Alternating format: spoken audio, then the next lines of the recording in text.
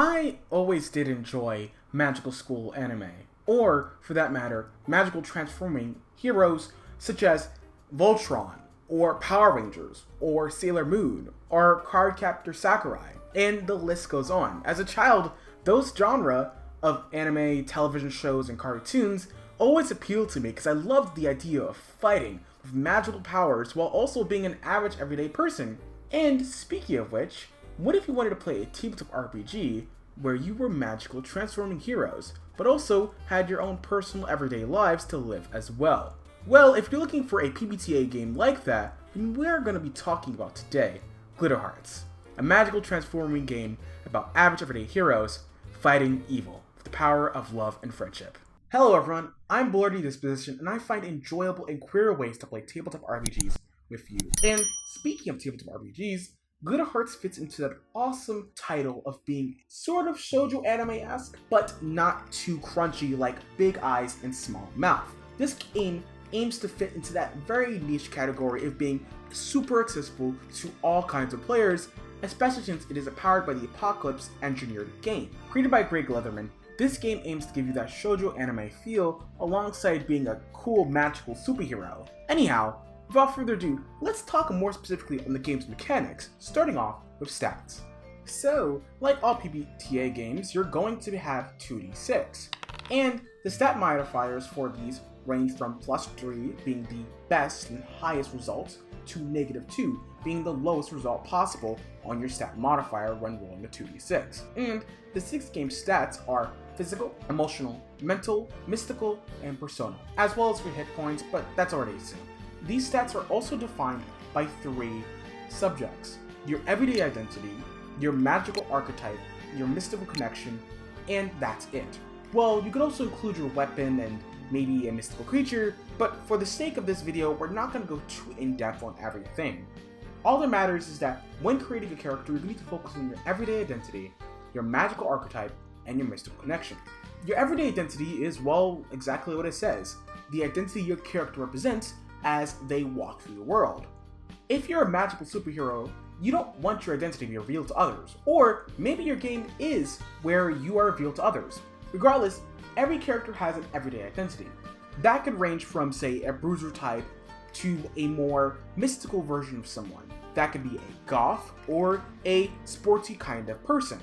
Whatever kind of character you're building for your everyday identity, it's all in there. There's whole lots of examples on there, from the intellectual to a team player to any kind of character you're thinking of. Look for any everyday identities and start from there. Next is the magical archetype. This is how you access or manifest your magical gifts and or magical power. There's a range of different ones, from buff ones and healing ones such as the idol, to more damage dealing ones such as the warrior. Really, choose whatever magical archetype you want, just make sure to consult your GM.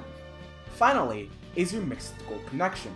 Like in all shoujo anime, every single character has that one element that they use in their combat. For example, maybe your character wants to pull from fire to use when they're attacking an enemy. Maybe they want to light their sword on fire whenever they go to strike at evil. You would be elemental fire.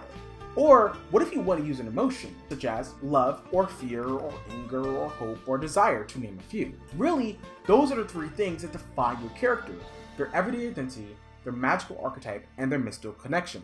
So once you've chosen your 3 subjects, next you're going to want to choose your moves.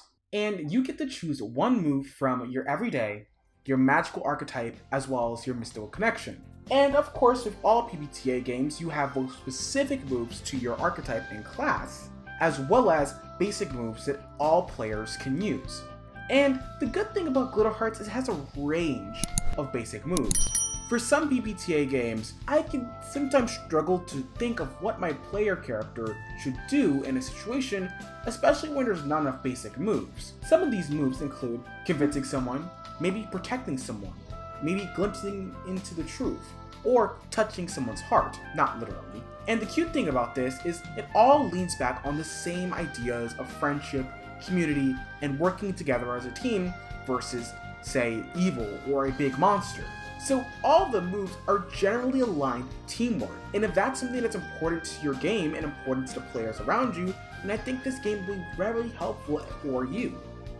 The final thing for character creation and playing the game is establishing your relationships with other player characters.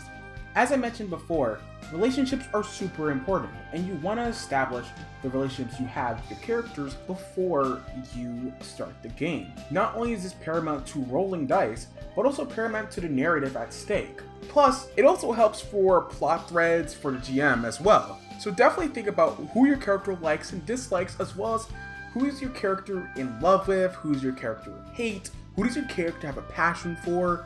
Knowing all of these details will be helpful for you as the player, fleshing out the kind of relationships you have, as well as understanding the world around you when you play the game. In fact, the playbook does talk a lot about player connections and the kind of ones you could have in the game. There are 2 that are emphasized, but there are actually 3.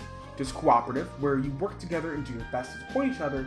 There's competitive, where you strive to best one another, sort of like rivals, but it's never antagonistic. And finally, there's a broken relationship. If you have broken a relationship with someone, that usually is a negative score in your persona stat and -1 in all persona roles, until that is repaired. So it's overall really important to think about the kind of relationship and connections you have with other players so that you can create an awesome story together. So you finally created your character. Let's go over some things that aren't specifically related to your character, but overall to the game. First, those things are power pools, the mystic creature, weaponry, and conditions. Starting off with power pool, every magical hero has a power pool. At the start of each session, this is reset to 0.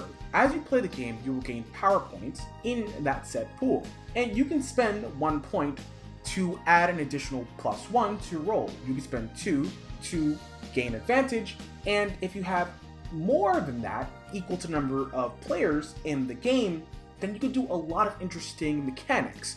I'm not going to go into all of them because this video is not meant to go into in-depth on that, but check it out in the book below. Next are mystical creatures. You know how in a lot of shoujo anime or in a lot of magical girl anime, there's that one mystical creature? Trust me, there's a lot. I'm not going to go into it. Usually, that's helpful for the GM to use as a plot thread, or can be used as a villain, a secret narrative, or can be used to move the plot along. As for weaponry, let this be a note. You can create whatever kind of weapon you want with the confines of the game. All that matters is you apply tags to define the weapon. There's loads of different tags, from hand, sharp, far, close, piercing, forceful, you name it. If you've played City of the Mist, those tags work in a similar sense. Finally, are conditions. Not every monster does pure damage to your heroes, so conditions help to fill that gap between damage and what is not. Long story short, think of it like tags that negatively affect your character's stats when they're rolled. So a -1 will become a -2 depending on the condition. Some include enfeebled, muddled, isolated, or self-doubting, to name a few. Really, the GM can go kind of crazy with them, they just have to explain which personal stat it affects. And that's just scratching the surface of Glitterhearts. I didn't talk about character advancements, or GMing on the side, or even running a longer session. Those are things that I can't cover on the scope of this video, but if you want to know more, definitely check out the actual play over here.